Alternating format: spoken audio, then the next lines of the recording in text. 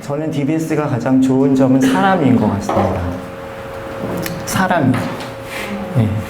하나님의 말씀을 사모하는 사람, 하나님을 사랑하는 사람들, 또 그분들과 함께하고, 오늘 여러분들과 함께 예배했던 것처럼 함께 예배하고, 또 함께 하나님의 말씀 가운데에 어떤 지식이 아니라 우리의 마음으로, 또 우리의 삶으로 집중하고 반응하는 그 사람들과 함께 있는 게 저는 DBS의 가장 좋은 점인 것 같습니다.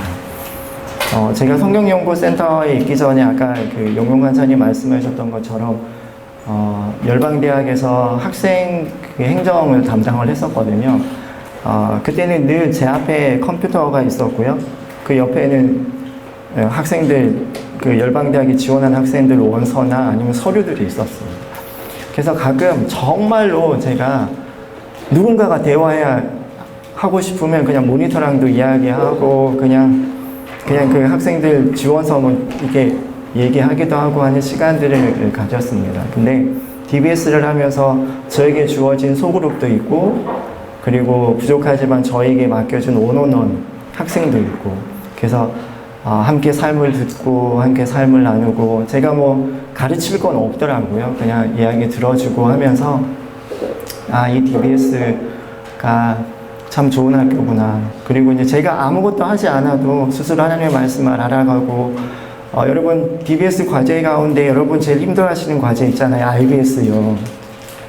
IBS 하면서 성경적 원리를 가지고 그것을 내 삶에 어떻게 적용할 건지 고민하고, 그리고 하나님께서 각자에게 말씀하시는 대로 그 삶을 적용해 나가고, 그리고 또 하나님의 말씀을 읽으면서 하나님께서 주시는 그 하나님의 성품 가운데 내 삶과 내 마음과 그리고 내 모든 것들을 이렇게 담아두고 하나님의 성품을 내가 닮아가기 위해서 무엇을 해야 하는지 결정하고 또 그렇게 적용하는 그 모습들, 또 그런 사람들을 보는 게 저에게 너무 큰 은혜고 가장 큰 감사인 것 같습니다. 네, 여러분들 지난 시간까지는 아마 바울서신들을 잘 이렇게 쭉 해오셨을 거예요. 근데 오늘부터는 공동서신이라고 불리는 서신들. 근데 특별히 바울서신과 공동서신을 이렇게 구분하는 큰 기준점은 게 딱히 있는 게 아니고요. 여러분 잘 아셨겠지만 바울서신은 그 편지를 쓴 저자가 누군지 분명하고 스스로 밝히고 있고, 또 수신자가 누군지도 좀 애매한 것이 약간 있기는 하지만 그래도 나름 그 본문 안에서 수신자가 분명하고 그 수신자들이 처한 그 교회의 상황이 분명해서 그 상황에 맞게끔 바울이 그들을 위로하기도 하고, 때로는 격려하기도 하고, 때로는 책망하기도 하면서 그들을 하나님의 교회의 성도로서 또 하나님의 백성으로서 바르게 세워갈 수 있도록 쓴 편지가 바울서신이라고 한다면, 공동서신은 저자가 분명한 건 있어요. 베드로서나 유다서나 요한서신 같은 경우에는 저자는 분명하지만 수신자를 찾는 게 조금은 바울서신보다는 좀 불문명한 점들이 있습니다. 그리고 그 서신이 쓰여졌던 그 때를 정확하게 어떤 한정 짓기보다는 그 메시지 자체가 지금을 살아가고 있는 저와 여러분들에게 동일하게 적용할 수 있는 그런 서신이 공동서신이라고 이렇게 보시면 될 것 같고요. 그래서 오늘과 내일 오전은 히브리서를 저와 함께 좀 살펴볼 거고요. 그리고 내일 오후에는 야고보서를 좀 살펴보도록 하겠습니다. 그냥 여러분 쭉 강의를 들으시고요. 그냥 어떤 지식보다는 제가 말씀드린 것처럼 그냥 히브리서를 통해서 하나님께서 그 히브리서를 받아보기 원하셨던 그 원독자들에게 무엇을 말씀하고 싶으셨는지, 그리고 또 지금을 살아가고 있는 저희에게 하나님께서 이 히브리서를 통해서 여러분 각자 개인에게 무엇을 말씀하시길 원하시는지 좀 집중해서 들으셨으면 좋겠고요. 그리고 뭐 강의 들으시다가 혹시라도 성령님께서 주시는 마음이나 감동들이 있으면 그냥 제 강의 따라오시다가도 하나님께서 여러분 마음에 주시는 그 말씀 가운데 좀 머무르셔도 됩니다. 그냥 뭐 자유롭게 하셔도 상관없습니다. 그래서 저희가 지금부터 좀 히브리서를 한번 살펴보도록 하겠습니다. 히브리서는요, 아까 말씀드린 것처럼요, 저자가 불분명합니다. 분명하게 누군지 이렇게 말하고 있지 않아요. 근데 저자가 어떤 특징을 가지고 있는지 살펴볼 수 있는 것이 단서는 주어져 있어요.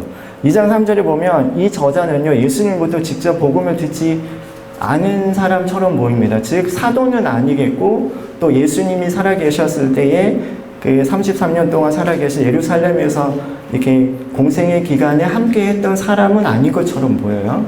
왜냐하면 2장 3절에 보면 처음에 주로 이 말씀이 복음을 이렇게 얘기하거든요. 처음에 주로 말씀하시고 또 들은 자들 우리에게 확증했다라고 하는 것을 봤을 때는 아마 예수님과 함께 그 동시대를 살아갔던 사람은 아닌 것처럼 보입니다. 그런데 이 사람은 유대인적인 요소가 상당히 많이 이렇게 가지고 있어요. 그래서 예를 들면 우리 조상들의 하나님을 우리 조상들의 하나님이라고 부를 수 있는 사람은 혈통적으로 유대인밖에 없잖아요.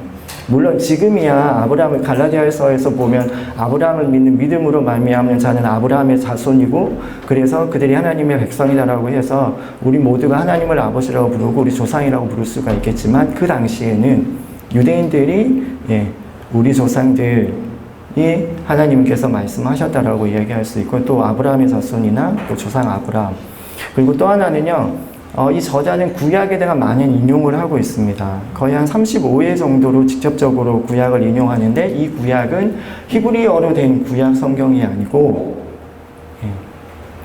70인역 헬라어로 번역된 70인역 성경을 인용하고 있습니다. 그리고 또 하나는요 레위기에서 언급하고 있는 하나님이 출애굽기의 19장에서 하나님이 이스라엘 백성과 언약하고 거룩한 지사상 나라로 언약하고 난 다음에 그들이 어떻게 살아야 하는 그 법, 하나님 나라의 백성으로서 어떻게 살아야 하는지에 대한 그 법이 바로 율법이었잖아요. 그리고 그 율법을 주시고 난 다음에 25장부터 그 율법을 지키지 못했을 때 하나님과 그 거룩한 백성으로서의 그 관계에서 죄로 말미암아 그 관계가 깨어지거나 부정하게 되었을 때 어떻게 회복할 수 있는지에 대해서 하나님께서 그들에게 친절하게 마련해 주신 그 제도가 제사법이고 거기에 보면 24장에서 29장까지 성막을 어떻게 만들 것인지에 대해서 이렇게 말씀하시는 부분이 있거든요. 그리고 이제 레위기에 있는 제사법들을 이 저자는 잘 인용하고 있는 것을 볼 수가 있습니다. 그래서요, 많은 분들이 이렇게 많은 의견이 있어요. 저자가 바울이다, 아니면 바나바다, 아볼로다, 브리스길라와 아굴라다라고까지 하니 이 많은 학자들이 이렇게 얘기하면서 그분들 나름대로 다 근거가 있습니다. 근데 제가 보기엔 아마 아볼로가 이 히브리서의 저자에 가장 가깝지 않을까 합니다. 왜냐하면 아볼로는 알렉산드리아 출신이거든요. 70인역 성경이 알렉산드리아에서 번역됐고요. 그리고 이 아볼로가 구약에 능통한 사람이었습니다. 그리고 레위 지파였기 때문에 아마 이 성막 제도나 이런 부분에서도 잘 아는 사람이고 그리고 그가 아마 이 히브리서를 쓰지 않았을까 싶긴 한데요. 근데요, 그냥 그 초대 교부였던 그 오리겐은요, 그냥 하나님만 아신다. 그리고 많은 분들이 굳이 이 히브리서의 저자가 누구다라고 이렇게 단정하고 있지는 않습니다. 그렇다면 이 히브리서가 누구에게 쓰여졌을까요? 물론 이것도 직접적인 언급은 없습니다.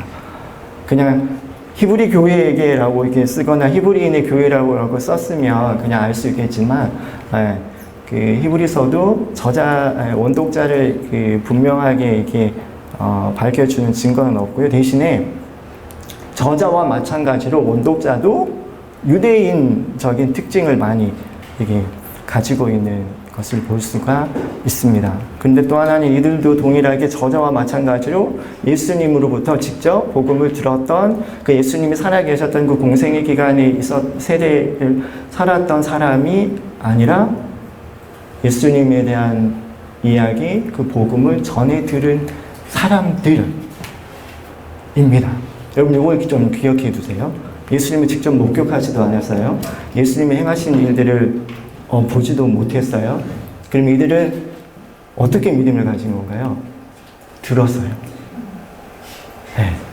들어서 예수님에 대한 믿음을 가지고 있습니다. 여러분, 운전도 배우는 방법이 두 가지가 있잖아요. 직접 하는 거랑 글로 배우는 거. 여러분, 어떤 게 더 진짜인가요? 직접 운전학원 가서 내가 시동도 한번 꺼트려 보고 오르막 올라가다 뒤로 한번 내려가 보고 그냥 앞차 따라서 유턴하길래 했는데 신호 위반으로 유턴하는 거 따라갔다가 내리라고 해서 그냥 탈락도 해보고 그렇게 하는 게 더 우리가 더 깊이 그것을 배우고 수가 있는데, 이 원독자들도 예수님과 함께 하지 못했기 때문에 예수님에 대한 어떤 지식들, 예수님이 메시아이시고 예수님이 구원자이시라고 하는 것들을 전해서 들은 사람입니다. 그리고 5장 12절에 보면 그 시간이 얼마인지는 모르겠지만 짧진 않았던 것 같아요. 그 복음을 듣고 예수님에 대해서 믿음을 가진 지가 그렇게 그러니까 짧지는 않은 시간의 사람들인 것 같습니다. 그런데 이들 가운데요, 문제가 있습니다. 그건 바로 고난이라는. 근데 이것은 히브리서에는 고난을요, 과거의 시제로도 표현했다가 현재의 시제로도 표현하고 있습니다. 이들은 과거에 고난을 경험했던 사람들입니다. 10장에 보면 이것을 잘 알 수가 있어요. 고난의 큰 싸움을 견뎌냈던 것을 기억하라라고 저자가 독자들에게 이야기하고 있다면, 그들이 이미 과거에 무엇인지는 모르겠지만 큰 고난을 겪었고 그 고난을 잘 싸워냈던 사람들이라는 것을 알 수가 있습니다. 그리고 또 그것이 어떻게 드러났냐면 비방과 환난으로 사람들에게 구경거리가 되기도 하고, 또 그런 형편에 있는 사람들과도 사귀었던 사람들, 심지어는 내가 가지고 있던 소유까지도 다 빼앗겼던 그런 고난과 그런 어려움들이 있었던 사람들입니다. 그런데 그것이 과거로 끝나지 않습니다. 현재 진행입니다. 히브리서에서 이 원독자들에게 고난은요, 과거에 있었을 뿐만 아니라 현재도 지금도 이들이 당하고 있는 고난입니다. 그런데 이 고난이 누구 때문에 오냐면 바로요, 예수님 때문에 오는 고난입니다. 아까 제가 말씀드렸잖아요. 이들이 예수님에 대해서 어떻게 예수님에 대해서 알고 예수님이 구주라는 것을 이들이 믿었다고요? 보고 경험한 것이 아니라 듣고 믿었습니다. 근데 이들이 예수님이 메시아라고 전했던 그 확증했다고 했잖아요. 주님께서 말씀하셨고 들은 사람들이 또 우리에게 확증한 그 이야기를 듣고 예수님에 대한 믿음을 가지고 있습니다. 신앙을 가지고 있습니다. 근데 이들 가운데 그 신앙 때문에 고난이 왔어요. 이미 한번 겪었던 고난인데 지금 또 당하고 있습니다. 히브리서에 보면 그 뉘앙스는요, 이전에 당했던 고난보다 더 크고 더 어렵고 더 감당해내기 힘든 고난처럼 보여요. 왜냐하면 저자가 그 원독자들에게 절대로 배도하지 말라라고 경고를 5번이나 하고 있거든요. 히브리서 안에서. 그만큼 이 고난은 힘든 고난이었습니다. 어디에 이를 수 있을 때까지요? 예수님에 대한 믿음을 버리고 배도할 때까지. 근데 히브리서 나오는 배도는요, 다시 유대교로 돌아가는 겁니다. 유대인이라고 했잖아요. 저자가 유대인이에요. 원독자들도 유대인이에요. 그런데 예수님 때문에 고난이 있어요. 유대인들은 구약에 보면 유대인들은 태어나면서부터 어떤 백성인가요? 선택된 백성, 하나님의 백성이라고요. 이들이 하나님의 백성이었어요. 유대인이었기 때문에. 근데 예수님께서 오셨고 또 예수님 이후에 바울과 여러 사도들이 뭐라고 얘기했나요? 정말 하나님의 참 하나님의 백성, 참 이스라엘이 되는 건 혈통이 아니고 믿음으로 된다고 했어요. 그 요한복음에 되어 있잖아요. 요한복음 1장에. 혈통으로 아니라 육정으로가 아니라. 근데 제가 이따가 좀 설명드릴게요. 이들이 예수님을 보지 못하고 믿었어요. 근데 예수님 때문에 고난을 받고 있어요. 그러면 이들이 믿음을 지키는 게 쉬웠을까요? 어려웠을까요? 예수님이 보일까요? 안 보일까요? 예수님이 구원자라고 했던 그 그 예수님의 공생의 시간에 예수님께서 베푸셨던 그 수많은 기적들이 우리는 알고 있잖아요. 이들도 들었을 거란 말이에요. 근데 그것이 이들에게 이 상황 가운데서 하나님께서 그것들을 나타내셨을까요? 안 나타내고 계셨을까요? 안 나타내고 계셨다. 그래서 이들에게 필요한 게 뭐였을까요? 히브리서 11장에 25번이라 뭘 얘기하나요? 믿음이요.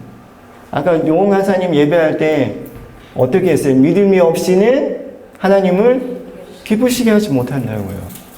그럼 뭐라고 말하는 건가요? 너희가 믿음을 가지라고요. 하나님을 기쁘시게 할 만한 그 믿음을 너희가 포기하지 말라고, 놓치지 말라고요. 근데 그 믿음은요, 보이지 않는다고 말해요. 히브리서 11장에는요.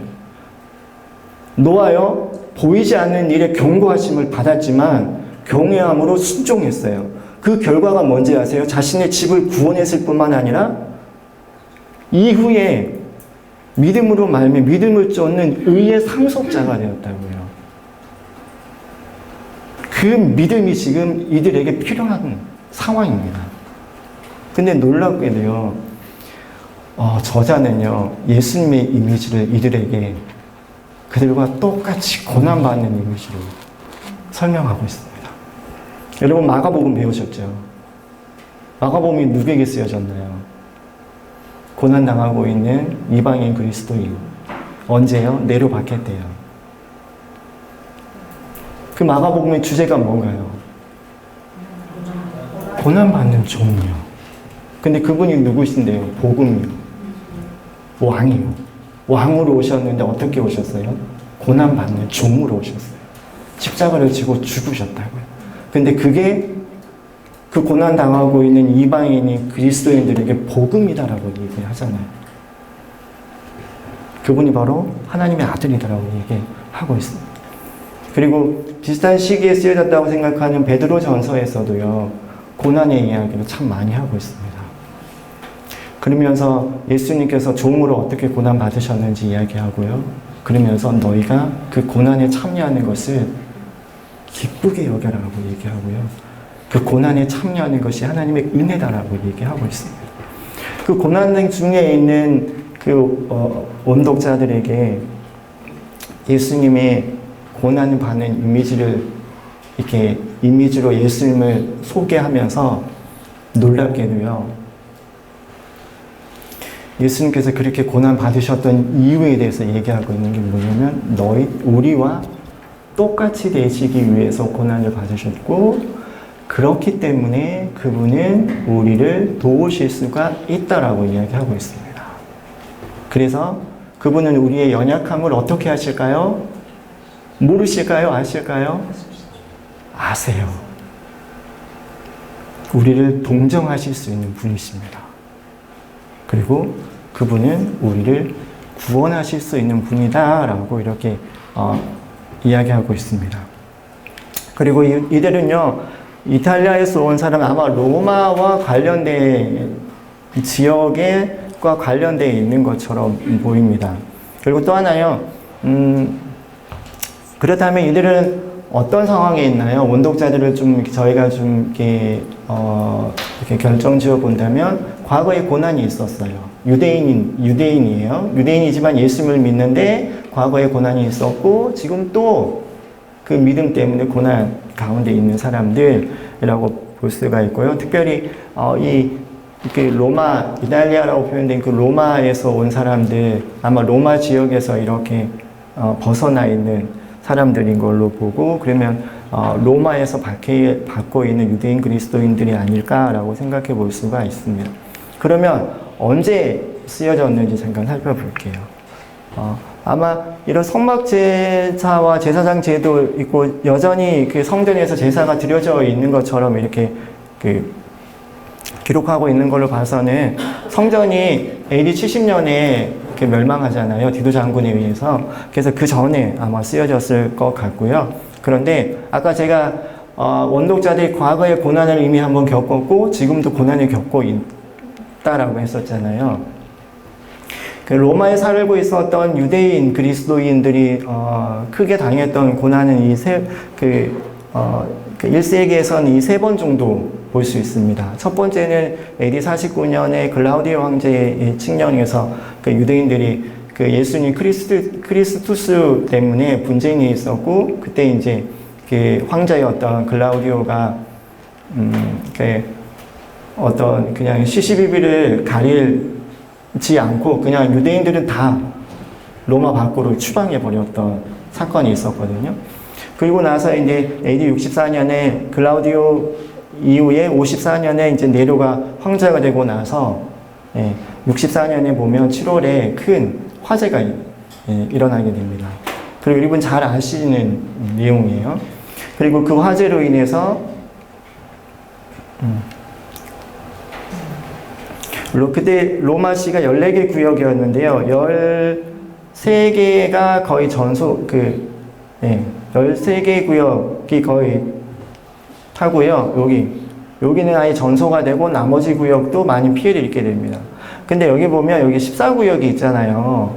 요 구역이 여기 그 테베레 강 요쪽 왼쪽 편이거든요. 근데 아까 그 49년에 글라우디오 황제 그 칙령으로 인해서 로마에 있던 유대인들이 쫓겨났다고 했잖아요. 근데 쫓겨났다가 그 네로가 로마의 황제가 되고 난 이후에 그 로마 안에 재정적인 상태가 좋지 않았습니다. 그래서 그 원인을 살펴봤더니 유대인들이 다 쫓겨나갔어요. 그래서 일설에 의하면 다시 네로가 유대인들이 다시 돌아와도 된다라고 했을 때 유대인들이 주로 거주했던 지역이 바로 요 강 건너편 여기 강이고 요 지역이라고 합니다. 근데 한번 여기서 화재가 나면 이 강 건너편으로 불길이 잘 넘어올 수 있을까요? 없을까요? 그럼 아무래도 이쪽 부분이 피해가 컸을까요? 적었을까요? 적었겠죠. 그 로마에 화재가 나고 나서 그 네로도요, 그때 휴가 중이었다 다시 그 로마로 돌아와서 진압을 펼쳐요. 그러다가 진압이 된 줄 알았는데 다시 그 불길이 다시 번져서 더 이게 큰 피해가 있었거든요. 그리고 난 다음에 로마에 이 화재의 원인을 두고 여러 가지 이야기가 떠들기 시작합니다. 네로가 그랬다라는 이야기가 대세였어요. 왜냐하면 이 구역들이 불에 탄 구역들이 네로가 그 왕궁을 새로 건축하게 도시계획 재건축 계획 구간 안에 있었기 때문입니다. 근데 네로가 이때 어떤 소문까지 있었냐면 불타는 로마 시를 보면서 이렇게 악기를 연주하면서 노래 시를 읊었다라는 그런 소문까지 있었어요. 그래서 이제 사람들이 아무래도 그 네로를 향한 그 반감들에 대해서 막 일어나기 시작했을 때 네로가 희생양으로 삼았던 것이 바로 유대인인데 그 유대인들 중에서도 그리스도인이었습니다. 근데 역사적인 기록을 보면요, 로마 시민들도 알았다고 합니다. 그리스도인들이 방화범이 아닐 것에 대해서 알았지만 몇몇 이런 그 기독교에 대한 오해들이 있었던 그런 상황에서 그 방화라고 하는 그 프레임, 방화범이라고 하는 그 죄인이라고 하는 그 프레임을 덮어씌워서 이때부터 네로가 공개적으로 기독교인들에 대한 박해를 시작하게 됩니다. 여러분들 사도 바울이라는 영화 혹시 보신 분 계세요? 예, 사도 바울이라는 영화 보면 그 내용이 잘 이렇게 나와 있는 걸 볼 수가 있고 여러분들은 아마 이것들은 잘 아실 것 같습니다. 그래서 아마 이 글이 쓰여진 기록 연대는 이들이 지금 당하고 있는 그 박해는 네로 황제로 인한 박해로 보이고요. 그리고 그들이 전에 당했던 소유를 빼앗기고 모든 것을 이렇게 잃어버렸던 그 박해로 본다면 아마 AD 49년 글라우디오 황제의 칙령에 의해서 유대인들과 함께 로마에서 추방당했던 그 일들이 아닐까. 그래서 기록 연대를 살펴본다면 특별히 64년에서 로마 네로 황제가 박해가 시작해서 68년에 네로가 자살하잖아요. 그래서 68년 그 최고의 그 로마 시대에 있었던 그리스도에 대한 박해가 있었던 그 시기에 이 히브리서가 쓰여진 것이 아닐까 이렇게 생각해 볼 수가 있습니다. 아까 제가 말씀드렸던 것처럼 이들은 유대인 그리스도인이었습니다. 예. 그런데 이들이 유대인 그리스도인인데 그 그리스도로 인해서 당하는 그 박해 가운데서 이들이 계속해서 믿음을 지켜갈 수 있도록 특별히 이것은 히브리서 안에서 예수님을 특별히 큰 대제사장이라고 하는 그 직임을 가지고 이렇게 이야기하고 있고요. 그분이 바로 더 좋은 언약. 더 좋은 언약은 옛 언약, 율법이 아니고 옛 언약이 아니고 예수님으로 말미암는 새 언약의 중보자가 되시고 제사장이 되신 그분에 대해서 그분이 바로 예수님이다라고 이야기하고 있고, 그래서 이제 그들에게 뭐를 얘기하냐면, 그래서 1장에서 초반부에는 계속해서 예수님이 얼마나 뛰어나신지, 유대교가 가치와 중요하다고 생각하고 있는 선지자들보다 뛰어나시고 천사보다 뛰어나시고 옛 언약의 중보자였던 모세보다 더 뛰어나시고, 그리고 그들의 가나안 땅에 그들이 들어갈 수 있게 했던 여호수아보다도 더 뛰어나시고, 또 특별히 아론의 반차를 따르는 대제사장의 역할이 무엇인가요? 가장 큰 역할이요. 1년에 한 번 이스라엘 백성 전체의 죄를 하나님 앞에서 그 지성소에까지 들어가서 이스라엘의 모든 죄를 대신해서 제사 드리는 그 역할을 한 그 제사장보다 더 뛰어난 완전한 제사장이 바로 예수님이시다라고 하면서 그 모든 것보다 뛰어난 예수님을 굳게 붙잡아라라고 이야기를 하고 있습니다. 그것이 바로 그들이 가져야 할 믿음인 것에 대해서 이야기를 하고 있고요. 그래서 이 히브리서를 통해서 그 히브리서의 저자는요, 계속해서 배교하지 않고 믿음으로 예수님을 굳게 붙잡을 수 있도록 하고 있고, 그리고 예수님께서 가지고 오신 그 새로운 언약과 그리고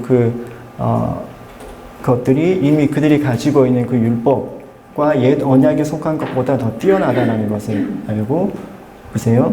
그리고 또 하나는요, 믿음과 오래 참음으로 약속들을 기업으로 받으라라고 이야기를 하고 있습니다. 이 약속들은요, 히브리서 안에서는 여러 가지로 표현되고 있습니다. 아까 저희가 읽었던 히브리서 11장 6절에는 상으로 표현되기도 하고요, 기업으로 표현되기도 하고, 본향으로 표현되기도 하고, 하늘의 상으로 표현되기도 합니다. 그것은 예수님을 믿음으로 말미암아 하나님께서 약속하셨던 그 구원에 대한 또 다른 표현이기도 합니다. 그래서 그것을 굳게 잡도록 이야기하고 있고요. 그리고 또 하나는 12장과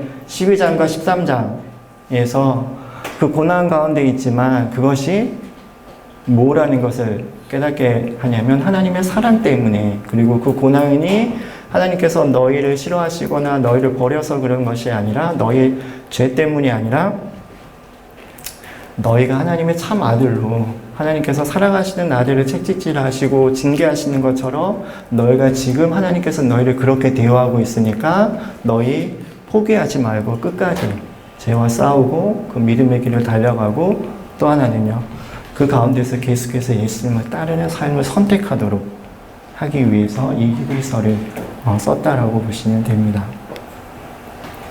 그래서 히브리서는요, 히브리서를 나타내는 좋은 이미지가 없을까라고 생각했을 때 이 이미지가 있었어요. 예수님이 모든 것보다 더 뛰어나시고 더 크신 분이십니다. 그래서 어떻게 될까요? 그 예수님을 굳게 붙잡는 삶을 살아가라고 히브리서 저자가 독자들에게 이야기하고 있는 것이 히브리서라고 볼 수가 있습니다. 히브리서를 어떻게 표현할까? 또 다른 재미있는 이미지가 있습니다. 이것은 그 유병영 간사님이 쓰시고 있는 건 저희가 이렇게 업어온 거거든요. 보세요. 지금 온독자들은 예수님을 따라가고 있습니다. 그런데 저기 뛰어내리는 사람들, 저기 난파선은 뭘까요? 유대교예요. 옛 언약인 유대교로. 이들은 지금 예수님을 따라서 쭉 가고 있는데 어려움이 있어요. 고난이 있어요. 그래서 선택을 해야 됩니다. 여기서 뛰어내리면 살 것 같아요. 왜요? 고난이 없거든요. 죽음이 없거든요. 박해를 당하지 않아도 됩니다. 여기서 뛰어내릴까 말까 하는 상황이에요. 근데 여기서 뛰어내리면 그 배는 난파선입니다.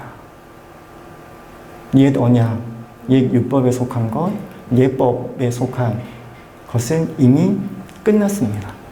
그런데 끝까지 예수님을 붙들고, 여기 보면 그 히브리서에 보면요, 재미있는 표현이 2장 1절에 예수님이 1장에서 예수님이 어떤 분인지 설명하고 예수님에 대한 믿음을 끝까지 지킬 것에 대해서 말하면서요, 흘러 떠내려가지 말라라는 표현을 쓰거든요.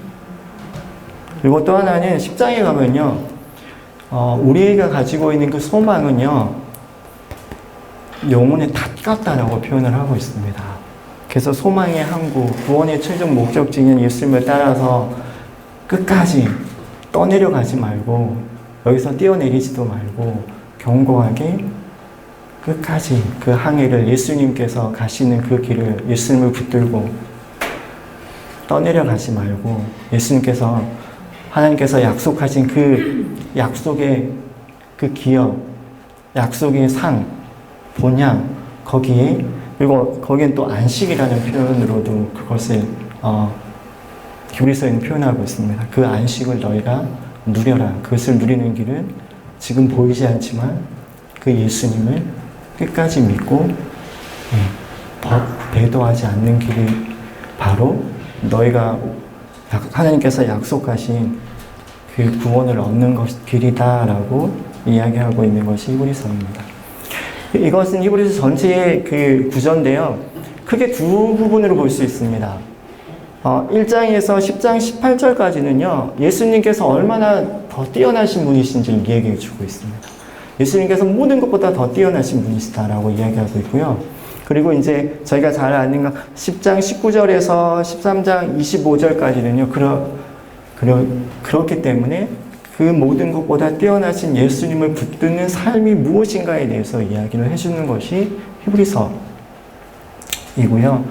그리고 또 하나는 저자가 히브리서를 기록할 때에 가르침과 그리고 공고적인 명령 또는 경고, 이렇게 책을 이렇게 어떻게 보면 설교 형식으로도 이렇게 쓰고 표현해내고 있습니다. 그래서 또 다른 건 이렇게도 볼 수 있습니다. 첫 번째는요, 예수님께서 얼마나 뛰어나신지, 천사들보다 더 뛰어나시다라고 얘기하면서 예수님께서 하나님의 아들이신 것, 신성에 대해서 이야기합니다. 그리고 나서 그렇기 때문에 너희가 들은 복음, 아들을 통해서 들은 복음, 너희가 전해드린 그 복음에 더욱 유념해서 떠내려 흘러가지 않게 하라라고 경고를 하고 있고요. 그리고 2장 5절에서 18절까지는 이번에는 다시 한번 천사보다 뛰어나신 예수 그리스도를 이야기하는데, 놀랍게도 여기는요, 예수님께서 인간의 모습으로 오신, 낮아지신 이유가 뭔지에 대해서 이야기합니다. 저희가 잘 아는 것처럼 예수님께서 성육신하신 이유가 뭔지, 그것은 너희와 똑같아지고 너희를 도와주기 위함이고, 또 하나는요, 죄의 종로를 타는 너희를 해방시켜 주시기 위해서 예수님께서 그렇게 하셨다라고 이야기를 합니다. 그렇기 때문에 너희가 그 예수님을 깊이 생각해라라고 이렇게 권고하고 있고요. 그리고 또 하나는 여기서 3장 2에서 6절은 옛 언약의 율법을 가져다 준 모세, 율법을 가져다 준 그 모세의 율법에 대해서 만약에 그 범죄하게 되면 어떻게 되나요? 그 율법을 범한 만큼의 대가가 있었잖아요. 그죠? 그리고 그보다 더 뛰어난 예수님에 대해서 이야기합니다. 그리고 나서 그렇기 때문에 너희 마음을 완고하게 하지 말라라고 얘기합니다. 이스라엘 백성이 왜 가나안 땅에 못 들어갔나요? 광야에서 이스라엘 백성이 왜 40년 동안이나 방황을, 1세대가 방황을 했었죠? 그쵸. 그들의 마음을 완고하게 하고 그들이 믿음으로 순종하지 않았기 때문에, 그 이야기를 하면서 다시 너희가 믿음으로 예수님께서 하시는 그 말씀에 대해서 너희가 믿음으로 여기 보면 결부시키라라고 화합하라라고 믿음으로 그것을 너희가 실제적으로 이렇게 취하고 그것이 너희 실제가 되게 해라라고 얘기하고 있습니다. 그리고 또 하나는 이제 4장 8절에 10절은요, 이제 여호수아가 안식, 가나안 땅에 들어가게 했고, 여호수아가 가나안 땅에 그 갈렙이 헤브론을 구한 그 전쟁 이후에 전쟁이 그쳤다라고 되어 있잖아요. 그리고 그때, 그 여호수아에서는 안식이 있었다라고 안식이라는 그 표현을 2번 사용하고 있거든요. 근데 여호수아가 주었던 그 안식은 완전하지 않고 예수님께서 주실 안식이 아직 남아있다라고 이야기합니다. 그것이 참 안식, 그것이 구원이고 그것은 바로 예수님과 함께 참여하는 자가 되는 것이라고 얘기하면서 그렇기 때문에 너희가 안식에 들어가기를 힘써야 되고 또 믿는 도리를 굳게 잡아야 되고 그러다가 우리 가운데 어려움이 오면 어떻게 해야 될까요? 은혜의 보좌 앞으로 담대히 나아가자라고 이렇게 권면하고 있습니다. 그리고 5장에서는 다시 한번 제사장이었던 그 아론보다 더 뛰어난 예수님에 대해서 얘기하면서 여기 세 번째로 경고를 하는데 타락한 자는 다시 새롭게 할 수 없기 때문에 너희가 계속해서 믿음과 오래 참음으로 그 약속들을 붙들어라 라고 이야기를 하고 있습니다. 그리고 7장 1절에서 10장 18절까지는 예수님께서 얼마나 뛰어난 대제사장이신지 그리고 예수님께서 돌아가시면서 드리셨던 그 단 한 번의 제사가 얼마나 완전한지 그것이 우리를 어떻게 모든 죄에서 깨끗게 하고 우리 죄의 문제를 해결했는지에 대해서 이야기하면서 그러면서 이렇게 얘기합니다. 믿음으로 하나님께 나가야 되고 그리고 다시 한번 믿는 도리의 소망을 붙잡고 그렇지만 다시 죄를 짓지 말라라고 얘기합니다. 이 죄는 다시 돌아가는 걸 의미합니다. 다시 너희가 돌아가지 마라. 왜냐하면 그때는 하나님의 손에 빠져들어가는 게 얼마나 너희가 무서운지 알고 다시는 죄를 짓지 말라라고 이야기를 하고요.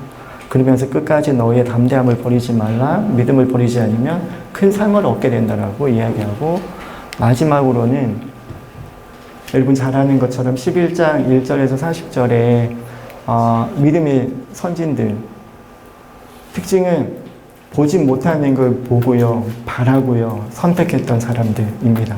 그리고 그 결과로 보이는 것들을 얻게 됩니다. 그 단적인 예가 누굴까요? 아브라함이요. 어떻게 하셨어요? 맞습니다. 아브라함.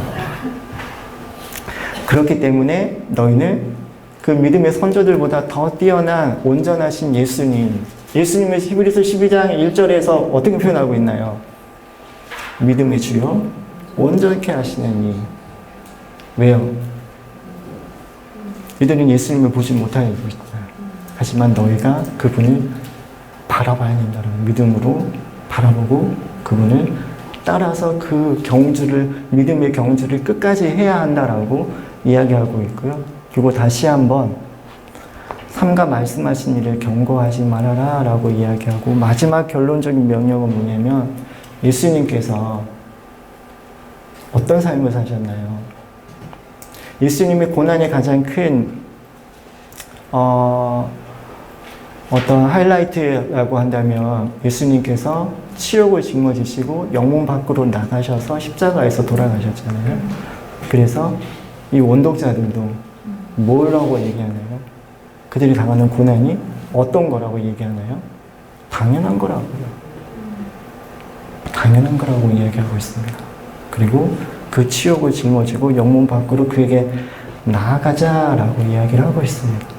히브리서는 어떻게 보면요, 원독자들에게요, 니네 죽을 것 같지? 니네 예수님 때문에 죽을 것 같지? 두렵고 고난 가운데 정말 죽을 것 같지? 죽어라라고 얘기하는 책이라고 생각합니다. 왜요? 그것이 이들이 사는 방법이었고 사는 길이에요. 그것이 죽더라도 예수님에 대한 믿음을 버리지 않는 것, 붙드는 것, 떠내려가지 않고 닻을 깊이 내린 배처럼 흔들리지 않는 그 믿음이 바로 이들에게 하나님께서 예수님을 통해서 약속하신 그 수많은 약속들을 받는 길이기 때문에 그렇습니다. 네, 저희가 한번 본문으로 한번 들어가 볼게요. 저희 히브리서 1장 1절과 2절 한번 같이 한번 읽어볼까요? 한번 읽어봐 주시겠어요?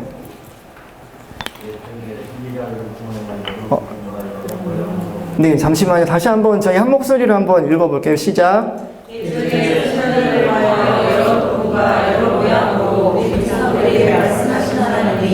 이 모든 나라의 세상에는 아들을 통하여 우리에게 말씀하셨으니 이 아들을 만유의 상속자로 세우시고 또 그로 말미암아 모든 세계를 지으셨느니라. 아멘. 히브리서는요 1장 1절과 2절을 좀 독특하게 이렇게 시작하고 있습니다. 옛날에 하나님께서 우리 조상들에게 말씀하셨을 때는 선지자를 통해서 말씀하셨어요. 근데 그것이 여러 부분과 여러 모양이에요. 근데 모든 날의 마지막, 이는 언제일까요? 지금이요. 모든 날의 마지막이라고 하는 건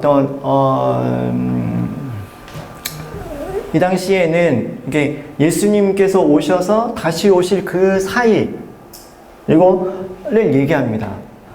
내일 저희가 살펴볼 야고보서에서는 주께서 강림하시는 때 그 종말, 주께서 가까이 오셨다라고, 곧 오신다라고 하는 그 시대가 저희가 말세라고 표현하기도 하고 종말의 때라고 하는 그 모든 표현들은 예수님께서 오셔서 다시 오실 그 사이를 의미합니다. 왜냐하면 예수님께서 오시면 완전히 그때는 끝이 나버리기 때문에 우리가 가지고 있는 그 시간 개념으로는요. 그래서 이 모든 날의 마지막, 이게 갈라디아서 표현을 빌자면 때가 찼을 때, 때가 이르렀을 때, 볼 수도 있을 것 같아요. 근데 아들을 통해서 우리에게 말씀하셨습니다. 여기서 선지자들을 통해서 말씀하셨던 것은 조상들에게 말씀했던 건 히브리서 안에서 표현을 빌자면 이것은 옛 언약과 옛 율법입니다. 그리고 아들을 통해서 우리에게 말씀하신 건요. 아들이 예수님이시잖아요. 예수님께서 오셔서 하신 게 예수님께서 그 성만찬에서 예수님께서 하신 게 뭐죠? 떡을 떼고 내 살, 잔을 돌리시고 내 피, 이것이 너희와 세우는 새 언약이라고 하셨잖아요. 아들을 통해서 우리에게 말씀하신 것, 또 그 아들을 통해서 우리에게 지금 시작되는 건 새 언약과 새 계명, 그리고 이것은 새 이스라엘, 교회, 예수님을 통해서 교회로 보실 수가 있습니다. 그래서 유대인들은요 계속 이 안에 머물러 있습니다. 옛 언약 가운데 있고요. 그리고 유대계에서 하는 많은 어떤 제사나 아니면 그런 제도들도 이 옛 언약에 속해 있습니다. 근데 예수님께서 오셔서 하신 것들은 이제는 새 언약 가운데 있습니다. 그리고요, 선지자를 통해서 말씀하신 그 내용을 살펴보면요, 그것은 바로 아들에 관한 것입니다. 누가복음에 보면 이렇게 말씀하고 있습니다. 24장 44절인데요.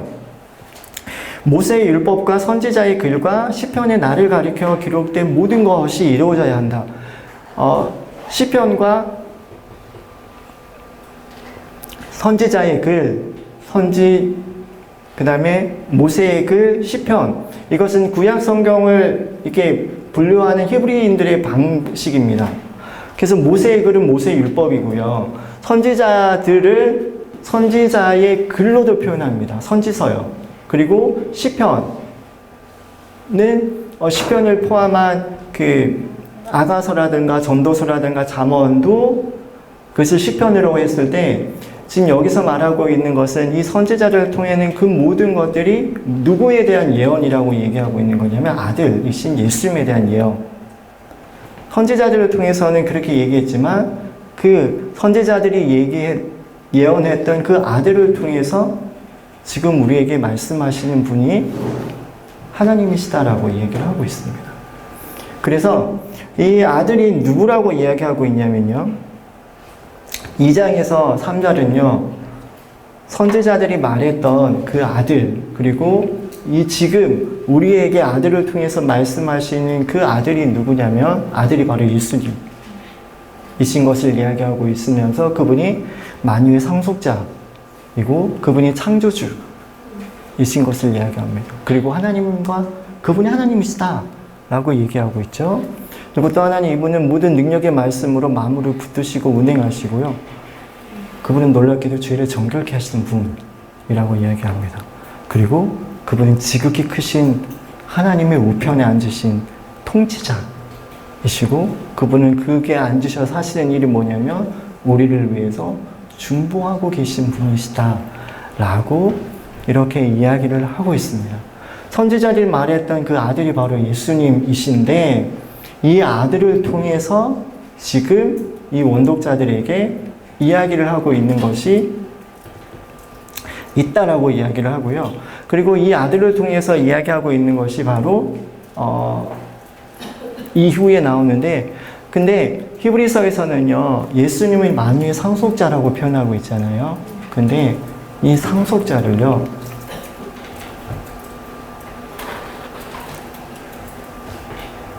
구원 얻을 상속자들을 표현하고 있습니다. 예수님이 만유의 상속자였잖아요. 그리고 천사들을 설명할 때 부리는 영인데 구원 얻을 상속자들 이들은 누굴까요? 예, 예수님을 통해 하나님의 자녀가 된 사람들이요. 그리고 또 아까 저희가 읽었던 11장 7절에 노아가 믿음을 쫓는 의의 상속자가 되었다. 예수님이 하나님의 아들이 있어요. 상속자는 후사라는 표현으로 쓰고 그 다음에 이것은 기업을 얻는 사람들, 얻는 자, 결국은 아들이라는 표현이거든요. 근데 예수님께서 아들이시고 또 그를 믿는, 믿음으로 쫓는 우리가 바로 또 아들이다라고 이야기를 하고 있습니다. 그래서 지금 그 원독자들에게 예수님과 우리가 똑같이 하나님의 자녀인 것에 대해서 이야기를 하고 있죠. 예. 그래서 예수님께서 아들로 당하셨던 그 고난을 그러면 원독자들은요 똑같이 당하는 거예요. 그러면 예수님께서 순종한 그 고난 가운데서 순종함을 고난을 통해서 온전함을 이렇게 순종을 배우고 온전케 된 것처럼 원독자들도 지금 고난을 통해서 온전하게 돼 가고 있는 것을 이게 나중에 또 얘기하고 있는 것을 볼 수가 있습니다. 네. 그리고 나서 예수님이 천사들보다 얼마나 더 뛰어난지를 이야기하고 있습니다. 유대교, 이 당시 유대교에서 천사들이요, 이렇게 천사에 있어서 이런 인식을 가지고 있었습니다. 요한복음에 보면요, 그, 천사는 하나님과 이 땅에 있는 사람들을 연결해 주는 어떤 메신저 역할을 한다라고 생각을 했었고요. 그리고 또 하나는 갈라디아서도 그렇고 사도행전에서 보면 이 천사가 율법을 전해준 존재로 이렇게 이야기하고 있습니다. 출애굽기에 보면 율법은 하나님께서 누구의 손을 빌어서 이렇게 주신 건가요? 모세의 손이요. 첫 번째는 직접 쓰셨잖아요. 돌판에 하나님이 직접 쓰셨잖아요. 근데 두 번째도 직접 쓰셨지만 돌판을 두 번째는 만들어서 가져갔죠. 근데 갈라디아서나 사도행전에 보면 이 유대인들은요, 그 모세가 아니고 천사의 손을 빌어서 모세에게 주신 걸로 이렇게 인식을 하고 있었고, 그리고 골로새서 2장에 보시면 이들 가운데 천사 숭배하는 것까지 있었던 걸 볼 수가 있습니다. 근데 그런 원독자들 안에 이렇게 얘기하고 있는 게 뭐냐면, 예수님께서 그 아들이신 예수님께서 얼마나 더 뛰어난지를 얘기하면서 그분은 아들, 천사보다 훨씬 아름다운 이름이 뭐냐면 천사는 사역자들, 종, 부리는 종, 섬기는 영, 그리고 구원받은 상속자들을 섬기는데 예수님은 하나님의 아들이시고 그리고 그분은 하나님이시다라고 이야기를 하면서 그분이 더 뛰어나신 분이신 것에 대해서 이야기하고 있습니다. 그래서 천사가 아니라 예수님이 누구신지 그리고 예수님을 섬기는 것에 대해서 이야기를 하고 있고요. 그리고 선지자보다 뛰어나신 예수님에 대해서는 예수님이 하나님의 신성에 대해서 이렇게 쭉 얘기하고 있고요. 그리고 천사보다 뛰어난 예수님에 대해서 쭉 얘기할 때는 여기서는 7가지 하나님의 어떤 신적인 능력, 신성에 대해서 언급하고 있고 그리고 천사보다 뛰어난 예수님에 대해서 설명할 때는 저자가 시편에 인용된 7가지의 시편에서 그 인용을 하고 있는 것을 볼 수가 있습니다. 그래서 저자는 예수님께서 선지자보다 더 뛰어나시고 그리고 천사보다 더 뛰어난 분인 것을 이야기하고요. 그리고 나서 첫 번째로 그 배교하지 말 것에 대해서 경고를 하는데요. 너희가 들은 것이 뭔가요? 1장에서 예수님께서 아들이시고 만유의 상속자이시고 예수님께서 지금은 아들을 통해서 우리한테 말씀하셨고 그리고 그분이 선지자보다도 뛰어나실 뿐만 아니라 천사보다도 더 뛰어나신 하나님이시고 하나님의 아들이신 것에 대한 믿음을 가지고 너희가 들은 것을 더욱 유념하고 흘러 때려가지 말아라. 왜냐하면 천사들을 통해서 하신 말씀, 율법, 예언 범죄하고 순종하지 않았을 때는 보응을 받았어요. 그런데 이같이 큰 구원, 예수님을 통해서 말씀하신 주로 말씀하셨고 하나님이 표적과 기사와 능력으로 또 성령에 나누시신 것으로 친히 증거하신 그것을 등한히 여기며 어찌 그 보응을 피할 수 있겠냐라고 이야기를 하고 있습니다. 피할 수 있다는 건가요? 없다는 건가요? 왜요? 선지자들을 통해서 하신 말씀에 불순종했을 때는 보응이 있었잖아요. 똑같이 하나님이신 그분을 통해서 주신 그 구원. 그런데 주로 말씀하셨지만 이분이 말씀하신 것과 또 예수님께서 구원을 이루시기 위해서 하신 방법이 바로 뭐냐면 그분이 인간의 모습으로 이 땅에 오신 것을 이야기합니다. 천사보다 조금 못하시게 되고요. 죽음의 고난을 받으시고 모든 사람을 위해서 죽음을 맛보셨고 고난을 통해 온전하게 되셨고 자녀와 같은 모양으로 혈과 육을 함께 지니셨습니다. 그리고 형제들과 같이 되셨을 뿐만 아니라 시험을 받아서 고난을 당하셨습니다. 이 모습은 지금 원독자들이 당하고 있는 모습과 똑같습니다. 그 모습을 누가 당하셨냐면 예수님께서 오셔서 그렇게 나사지셔서 증거하신 것이 뭐냐면 바로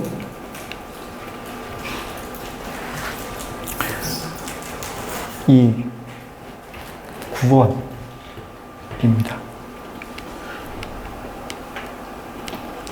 그리고 그렇게 하신 목적이 있어요.